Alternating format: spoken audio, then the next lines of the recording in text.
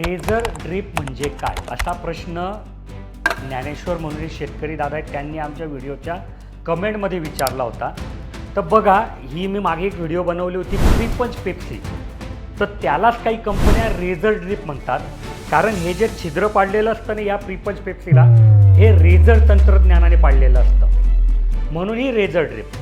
आणि याची थिकनेस कमी असते वगैरे त्या व्हिडिओमध्ये मी माहिती दिलेली आहे. तुम्ही आमच्या चॅनलवर जाऊन ती व्हिडिओ पाहू शकतात.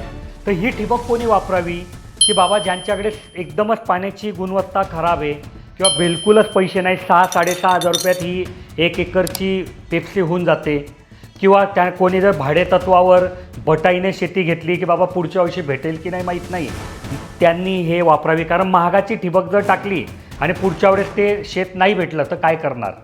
पण एक कन्फ्युजन असं नको राहू द्या की ठिबकमध्ये काय असतं की ड्रिपर असतं, त्याच्यामुळे थेंब थेंब पाणी पडतं, आणि ह्या प्रीपंच पेप्सीमध्ये किंवा रेझर ड्रिपमध्ये मात्र पाण्याची चिडकांडी उडते.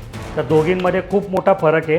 ही रेझर ड्रिप 6-6.5 रुपयात जाते आणि ठिबक सिंचनाचं एकरचं पॅकेज कमीत कमी 11,500 रुपयात जातं. की आता त्याची किंमत आम्ही काही दिवसांकरता कमी केली आहे, 9,985 रुपयात 1 एकर. मी दिलेली माहिती कशी वाटली ही कमेंटमध्ये सांगा.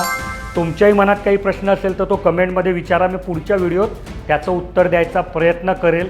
आणि ही माहिती प्रत्येक शेतकऱ्यांपर्यंत पोहोचवण्यासाठी तुमचे व्हॉट्सअप ग्रुप असतील, तुमचं फेसबुक अकाउंट असेल, तिथे शेअर करा. आणि सांगायला नको, जर कंटेंट आवडलं असेल तर लाईक करून नक्की जा. धन्यवाद.